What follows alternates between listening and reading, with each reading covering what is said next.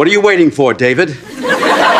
He thought it was just another night serving tables, polite smiles, quiet steps, blending into the background. But then, laughter echoed through the room. A Chinese billionaire, dressed in power and arrogance, pointed at him and mocked his very existence.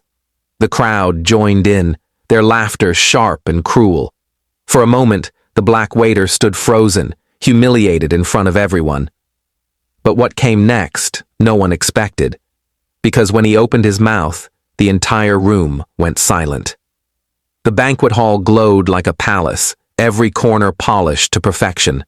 Golden chandeliers hung above long tables draped in silk, their surfaces crowded with silverware that shimmered under the lights.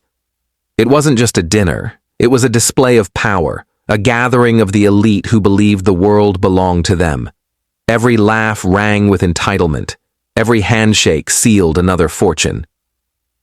At the center of it all sat a Chinese billionaire, celebrated as a financial genius, his presence commanding attention. Cameras followed his movements, reporters scribbled down every word, and other wealthy guests leaned in close, eager to bask in his shadow. He was used to being admired, used to people lowering their heads in his presence. And then there was David. Tall, reserved, and dressed in the crisp uniform of the waitstaff, he slipped between the tables with practiced ease. A tray balanced on one hand, he offered glasses of champagne and delicate hors d'oeuvres with quiet professionalism. To most, he was invisible, a background figure in someone else's story. But behind his steady eyes, there was more. David wasn't just a waiter. He was a man with dreams larger than this room, a man who had studied hard, who carried knowledge and discipline in silence. Fluent in multiple languages, sharp in observation, he had taken the job not out of lack of ambition, but out of necessity. And yet, tonight, none of that mattered. His skin color defined him in their eyes before he ever opened his mouth. The subtle glances started first, quick, dismissive looks from guests who saw him as less. Then came the whispers, exchanged over wine glasses, whispers that didn't stay quiet for long, because before the night was over, mockery would break the air. And David, the man they thought invisible, would reveal just how wrong they were. The first crack in the evening's polish came in the form of laughter. It wasn't the polite kind, the type shared among old friends, but sharp, cutting, designed to wound. The sound rolled across the hall like a wave, drawing eyes toward the head table where the billionaire reclined with an arrogance only immense wealth could fuel. His jeweled cufflinks sparkled as he gestured broadly, his words carrying just far enough to be heard by more than the people seated near him. David had been walking past at that moment, a tray balanced carefully in his hand, when the billionaire's gaze locked onto him. The room seemed to quiet for just a second, the way a stage stills before a performance begins. Look at this. Then the billionaire smirked, his voice loud enough for half the hall to hear. A servant in his own country, yet he dreams of standing among us. What a joke. Laughter erupted from the table. The kind of laughter that doesn't come from humor but from cruelty, shared among those who think themselves untouchable. David's chest tightened, though his expression remained calm. He lowered the tray to offer drinks, his professionalism unbroken, though inside every mocking sound felt like a weight pressing down on him. But the billionaire wasn't finished. He leaned forward, his eyes narrowing with the pleasure of an audience. Tell me, do you even understand us? Or do you only know how to smile and nod? Perhaps you should fetch another tray before you spill this one. More laughter. It spread now to other tables, guests craning their necks to see what the commotion was about. The orchestra faltered for a moment, the music dipping before recovering. It was as if the entire room had been pulled into the spectacle of one man's humiliation. David felt the sting, but he stood steady. He had known ridicule before. He had endured worse in silence. Yet something about tonight felt different. The blatant nature of it, the way wealth and power gave this man permission to mock him openly, as if his dignity, were an acceptable sacrifice for entertainment. It struck a nerve deep within him. He glanced around the hall. Some guests shifted uncomfortably, their eyes lowering as though silence absolved them of complicity. Others chuckled, eager to align themselves with power. And then there were those who watched with curiosity, leaning forward as though waiting to see what he would do. The billionaire's voice cut through again, this time sharper. "Come now, say something. Do you speak at all, or are you just here to bow your head and take orders?" David's hand tightened slightly on the tray.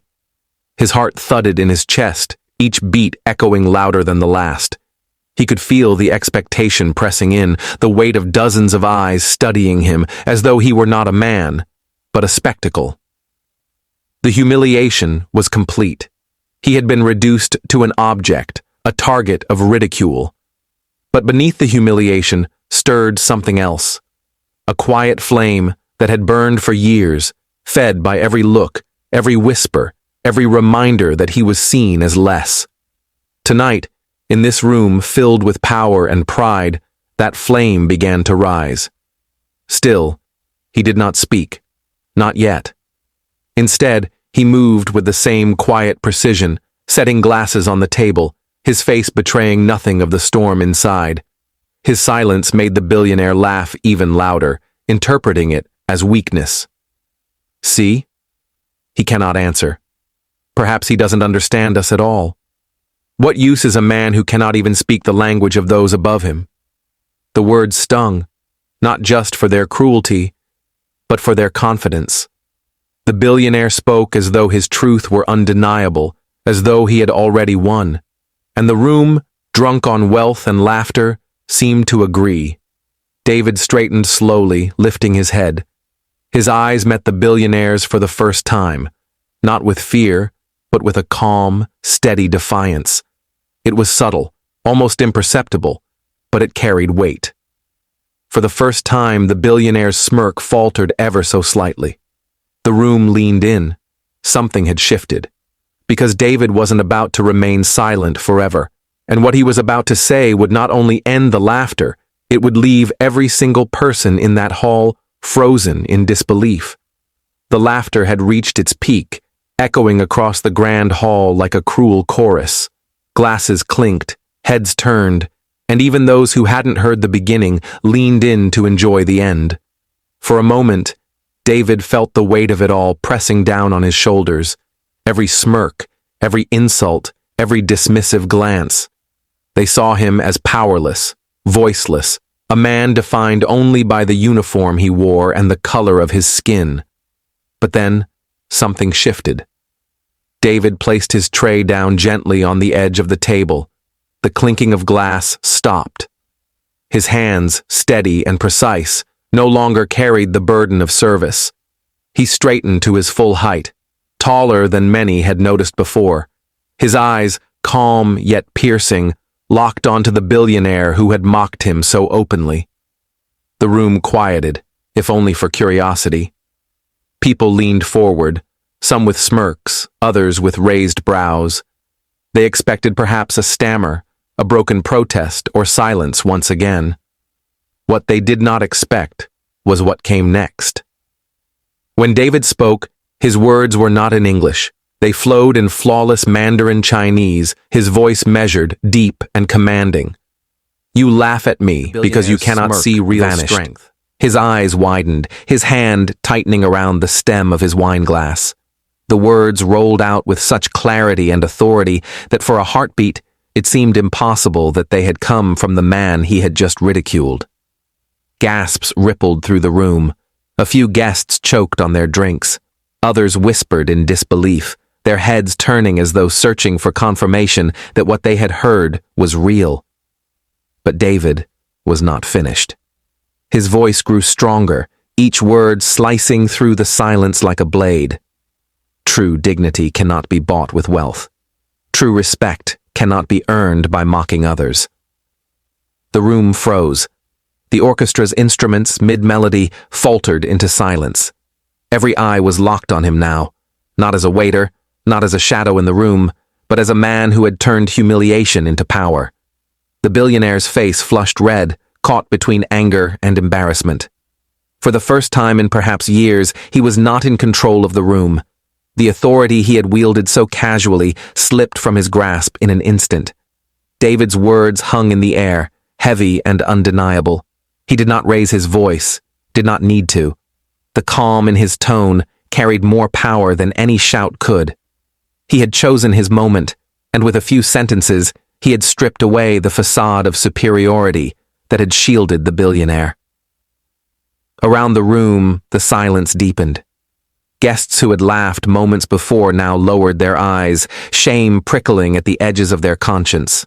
Some looked at David with newfound respect, while others with discomfort, confronted with the truth he had spoken so plainly. The billionaire shifted in his seat, searching for words, but none came. How could he respond? The man he had mocked as beneath him had just revealed a depth of intelligence and strength that no amount of money could overshadow. His arrogance, once a weapon, now looked like weakness. And David? He simply stood there, composed, unwavering. He had no need to shout, no need to gloat. His silence after the words was louder than anything the billionaire could muster. In that moment, the power in the room shifted. The billionaire was no longer the center of gravity. All eyes, all attention, belonged to the man they had dismissed. The waiter who had spoken in flawless Chinese, who had reminded them all that dignity is not defined by wealth or status. And as the billionaire sat in stunned silence, the hall felt something it hadn't expected that night. Humility. The laughter was gone. All that remained was silence. Heavy, uncomfortable, undeniable. For a long moment, the room held its breath. The chandelier lights still glimmered, the wine still sat untouched in crystal glasses, but the atmosphere had shifted entirely. The billionaire, once the loudest voice in the hall, sat frozen, his confidence shattered by the weight of words he never expected to hear. The smirk that had seemed permanent was gone, replaced by the uneasy stiffness of a man stripped bare in front of his peers. David stood silently, his presence commanding without effort. He didn't need to add more. The strength of his response was not in volume, but in the simplicity of truth. He had no fortune to flaunt, no cameras to chase him, no crowd begging for his attention, yet in that instant he held more authority than anyone else in the hall. A few guests shifted in their chairs, discomfort etched on their faces. Some avoided his gaze entirely, ashamed that they had joined in the laughter. Others stared at him with a mix of awe and respect, realizing they had just witnessed something extraordinary, a man reclaiming his dignity in the face of overwhelming power. The billionaire tried once, twice, to form words, but none came. His silence was its own confession. The arrogance that had filled the hall minutes earlier now looked small, petty, and powerless.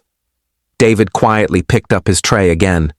With calm composure, he moved back into the rhythm of his work, as though nothing had happened. But everyone knew that everything had changed. He was no longer invisible. He was unforgettable.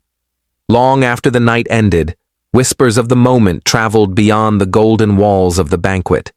People spoke of the waiter who silenced a billionaire, the man who reminded a room full of power that respect is not purchased with money, and dignity is not granted by status. And as the story spread, so did the question. How many more times must it take? How many humiliations endured? How many voices silenced? Before the world finally learns that respect is not a privilege, but a right?